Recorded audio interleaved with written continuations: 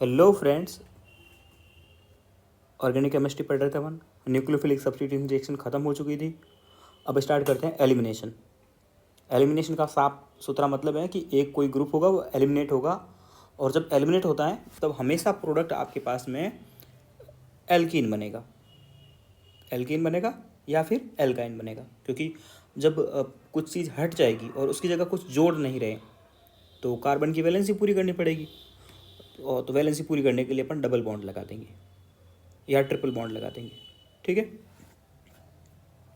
जो ई अपने पास दो टाइप की एलिमिनेशन है, E1 और E2। आप क्लासीफाई करके समझो तो भी कोई दिक्कत नहीं है, डायरेक्टली समझ लो तो भी कोई दिक्कत नहीं है। E1 का मतलब है, E1 मतलब लाइक SN1, सारी चीज़ें SN1 वाली फॉलो होगी। ऑर्डर कितना होगा? एक होगा। क्या करोगे? OH को हटा के कार्बोकेटाइन बनाओगे, फिर क्या करोगे? उसका रीअरेंजमेंट करेंगे, फिर वहाँ न्यूक्लियोफाइल अटैक करते थे, यहाँ डबल बॉन्ड लगा देंगे। ठीक है, बस सेम तरीका जैसे SN1 में होता था। ग्रुप हटाओ, कार्बोकेटाइन बनाओ, उसका रीअरेंजमेंट करो, और रीअरेंजमेंट करने के बाद में मल्टीपल बॉन्ड लगा लो। तो एक आसान सा तरीका हो गया अपने पास में रिएक्शंस का। ओके, तो मैकेनिज्म आपको समझ में आ गई होगी, ये लिखा हुआ है नीचे। बढ़े आगे, क्वेश्चन पे आ जाते हैं सीधे।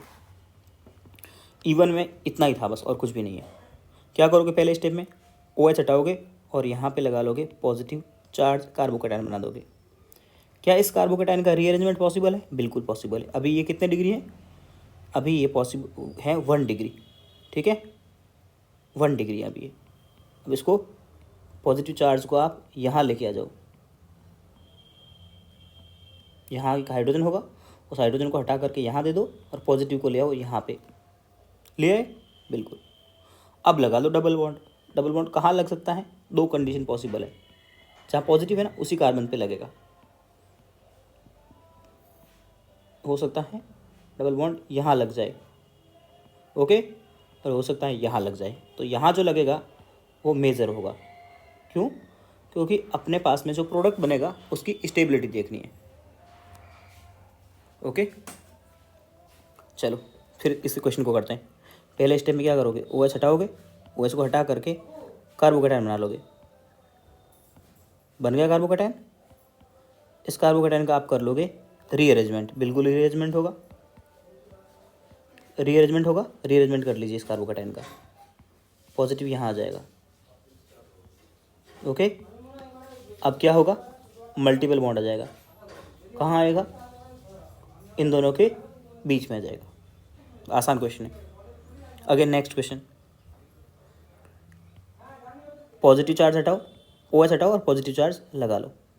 अब आपको समझ में आया होगा कि इसमें कार्बोकेटाइन बनता है, तो कार्बोकेटाइन का rearrangement, ring contraction, ring expansion सब होगा। अब आपको मैंने जब रिंग एक्सपेंशन पढ़ाया था तब बोला था कि पॉजिटिव चार्ज अगर रिंग के बाहर हो और इस टाइप की 5 मेंबर वाली रिंग हो तो सीधा सिंपल सा आप 6 मेंबर की रिंग में कन्वर्ट कर देंगे। GOC स्टार्ट की थी उसी टाइम, और पॉजिटिव चार्ज आ गया, यहाँ पे आ गया। नेक्स्ट स्टेप कुछ भी नहीं है, इसके अंदर में एक डबल बॉन्ड लगा लो। आसान है। अगर आपको रीअरेंजमेंट, रिंग कॉन्ट्रैक्शन और रिंग एक्सपेंशन आता है तो यहाँ रिंग एक्सपेंशन करवा दिया, 5 मेंबर को 6 मेंबर में बदल दिया। नहीं आता है तो एक बार वीडियो पढ़ा है GOC का, अब जाके देख लीजिए। नेक्स्ट क्वेश्चन, फिर से वही बात है। ये हटेगा, पॉजिटिव लगेगा। ओके, फिर क्या करोगे? डबल बॉन्ड लगा दोगे।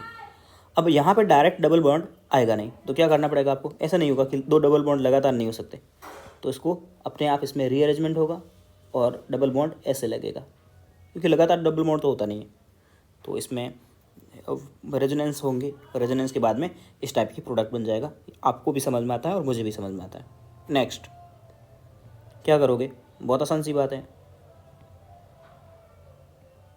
यहाँ आएगा पॉजिटिव चार्ज, और इस टाइप का जब पॉजिटिव चार्ज रिंग के बाहर आता है 5 मेंबर वाला, तो रिंग कॉन्ट्रैक्शन होता है, रीअरेंजमेंट करते हैं। और इसको डायरेक्ट आपको याद करने को बोला था, याद कीजिए आप, जब अपन ने रिंग एक्सपेंशन वगैरह बोला था, क्या बोला था? 6 मेंबर की रिंग बनाइए, पॉजिटिव चार्ज यहाँ लगा लीजिए। ये सब बातें इलेक्ट्रोफिलिक एडिशन के टाइम में हो चुकी थी। कब? रिंग एक्सपेंशन किस हिसाब से करना है। याद आया आपको? नहीं आया तो नोट्स को रिवाइज कीजिए एक बार। ओके, आ गया प्रोडक्ट। अब इसका बोल रहा है मैक्सिमम रिएक्टिव। अब अपने को यहाँ पे पूछ रहा है रिएक्टिविटी। तो रिएक्टिविटी जब भी पूछे OH हटाओ, कार्बोकेटाइन बनाओ और कार्बोकेटाइन की रिएक्टिविटी का ऑर्डर देख लो। तो यहाँ बनाओगे कार्बोकेटाइन, यहाँ बनाओगे कार्बोकेटाइन, यहाँ बनाओगे कार्बोकेटाइन, यहाँ बनाओगे कार्बोकेटाइन। कौन सा कार्बोकेटाइन ज़्यादा स्टेबल है? ये वाला ज़्यादा स्टेबल है। क्यों? Pi sigma positive, pi sigma positive resonance आ रहा है यहाँ पे, तो ये सबसे ज़्यादा स्टेबल है। तो जब भी E1 की स्टेबिलिटी का ऑर्डर पूछे तो स्टेबिलिटी का ऑर्डर वही SN1 के अकॉर्डिंग करना है। अपने को कार्बोकेटाइन बनाना है और कार्बोकेटाइन की स्टेबिलिटी का ऑर्डर आंसर कर देना है। बोलता है अगला फिर से मोस्ट इजीली मतलब बहुत आसानी से हो जाएगा। अब इसको क्वेश्चन पूछने का तरीका बूझिए। डिहाइड्रेटेड मतलब पानी बाहर निकलेगा। तो कुछ नहीं करना, मतलब एलिमिनेशन रिएक्शन करवानी है। OH हटाओ, कार्बोकेटाइन बनाओ और उसकी स्टेबिलिटी का ऑर्डर बता दो। तो सबसे ज़्यादा स्टेबल कौन सा कार्बोकेटाइन होगा? 3 degree, 3 degree, 2 degree, 1 degree. GOC first में अपन ने कार्बोकेटाइन की स्टेबिलिटी का ऑर्डर अच्छे से सीख रखा है। चलिए नेक्स्ट क्वेश्चन। बोलता है dehydration in acidic medium minimum reactive. तो इसमें भी कार्बोकेटाइन बनाओ, स्टेबिलिटी का ऑर्डर देख लो। यहाँ कार्बोकेटाइन बन गया, ये यहाँ बन गया, OH हटाना और कार्बोकेटाइन बनना, ये यहाँ बन गया और ये यहाँ बन गया। इसमें देखिए बेंजीन का पूरा रेजोनेंस मिल रहा है, इसमें पाई सिग्मा पॉजिटिव का रेजोनेंस मिल रहा है। OH हट गया, कार्बोकेटाइन कैसा बनेगा? इस टाइप का बनेगा। मैं बना के नहीं देख रहा हूँ क्योंकि टाइम ख़राब ज़्यादा होगा इसमें। ऐसे होगा, OH हटाना है, कार्बोकेटाइन बनाना है। इसमें कोई रेजोनेंस नहीं है बट प्लस आई लग रहा है, इसमें रेजोनेंस लग रहा है और साथ में प्लस आई लग रहा है दोनों का। तो सबसे लीस्ट रिएक्टिव ये होगा। अपने को लीस्ट रिएक्टिव ही बताना था। आसान है ना क्वेश्चन? ओके, ये एक रिएक्शन है। हाँ, एक बात तो मैं आपको बताना भूल ही गया कि इसमें आप रिएजेंट आपको क्या देगा। तो रिएजेंट के लिए आपको देगा एसिड और साथ में टेम्परेचर। ओके, OH तभी निकलेगा एसिड और टेम्परेचर में। चलिए ठीक है, तो यहाँ इस रिएक्शन में दिया है एसिड और टेम्परेचर। यहाँ आपको ए प्रोडक्ट बताना है जो कि मेजर है, माइनर के बारे में बात ही नहीं करनी, कुछ भी नहीं बात है। एलिमिनेशन रिएक्शन है, वो एल्कोहल दिखा, हीट और टेम्परेचर जब भी दिखे E1 समझ जाओ। ओके, OH हटाओगे, कार्बोकेटाइन बनाओगे, उसके बाद में इस रिएक्शन को पहले ए बनाते हैं। चलो CH3 CH, ऊपर एक CH3 है, CH और पॉजिटिव यहाँ लगा और CH3। बिल्कुल क्या इसका रीअरेंजमेंट हो सकता है? ये भी 2 डिग्री है, बिल्कुल इसका रीअरेंजमेंट होगा और यहाँ हाइड्रोजन यहाँ जाएगा और पॉजिटिव यहाँ आ जाएगा। रीअरेंजमेंट अपन समझ चुके पहले से। तो CH3 CH और ये हो जाएगा CH3, ये पॉजिटिव। अब ये 3 डिग्री बन चुका है, पहले कितना था? 2 डिग्री था। रीअरेंजमेंट पॉसिबल था, हो गया। अब क्या करोगे? मल्टीपल बॉन्ड लगा दोगे यहीं पे। तो CH3 C double bond CH CH3 और CH3, ये आपके पास में प्रोडक्ट बन गया। ओके, तो कौन सा प्रोडक्ट बना आप देख लीजिए। या तो ये वाला बनेगा, ये ऑप्शन सही है, या फिर ये वाला ऑप्शन सही है। 2 ऑप्शन तो कट ही गए। नेक्स्ट है, अब इसकी रिएक्शन करवानी है आपको HBr के साथ में। अब्सेंस ऑफ पेरोक्साइड, आंखें खोल के देखो। पेरोक्साइड देखते ही सीधा यार मत बोल देना कि 1 डिग्री प्रोडक्ट बनेगा। अब्सेंस बोला है तो 1 पेरोक्साइड की अब्सेंस में कराना है। तो आपको पता है अब इसी की रिएक्शन, किसकी? CH3 A की reaction, CH3 double bond CH CH3, इसकी रिएक्शन करानी है HBr के साथ में। पेरोक्साइड नहीं है तो क्या होगा? इलेक्ट्रोफिलिक एडिशन रिएक्शन होगी। HBr क्या होगा? H प्लस और Br में टूटेगा। पहला अटैक कौन करेगा? हाइड्रोजन। कहाँ? जहाँ हाइड्रोजन ज़्यादा है। CH3 C CH3 single bond CH, hydrogen ने यहाँ अटैक किया, यहाँ बन गया कार्बोकेटाइन। इलेक्ट्रोफिलिक एडिशन रिएक्शन है, रिवीजन हो रहा और कुछ नहीं। ब्रोमीन यहाँ आके अटैक कर लेगा इसके ऊपर में, तो ये प्रोडक्ट बन जाएगा आपका। कौन सा वाला ऑप्शन जाएगा? आंसर जाएगा आपका सेकंड। बहुत आसान था, एक एलिमिनेशन थी और एक इलेक्ट्रोफिलिक एडिशन थी, और ये क्वेश्चन एग्जाम में आया हुआ है। तो अब अपन इसकी एनसीईआरटी पढ़ लेते हैं। ये एनसीईआरटी आपको 11th वाली में मिलेगा। क्या बोलता है कि अल्कोहल होते हैं, उसको हीट करने के बाद में, ये थ्योरी नहीं पढ़नी है आपको बिल्कुल भी, छोड़ दीजिए इसको। ओके, ये रिएक्शन दिखा रखी है। यहाँ से OH हटाना है और यहाँ से H हटाना है।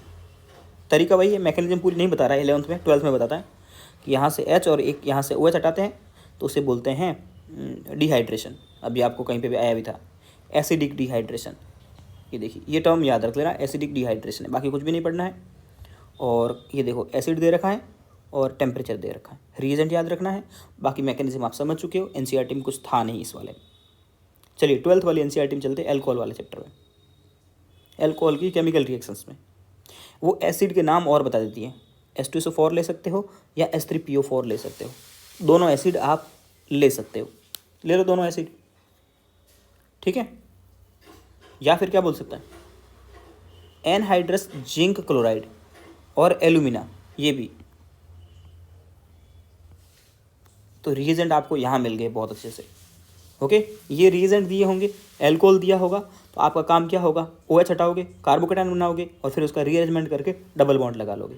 रिएक्शन ये समझ में आती है, ये वाली भी समझ में आती है, ये वाली भी समझ में आती होगी। कुछ भी नहीं है, OH हटाना है और कार्बोकेटायन बना करके फिर एल्कीन बना देनी है। ये वाली भी समझ में आई होगी, कोई दिक्कत नहीं है इसमें। रिएक्टिविटी का ऑर्डर आपको बता चुका मैं, पहले 3 डिग्री, फिर 2 डिग्री, फिर 1 डिग्री। क्यों? क्योंकि E1 है, E1 में बनेगा कार्बोकेटायन और कार्बोकेटायन की स्टेबिलिटी देखनी है।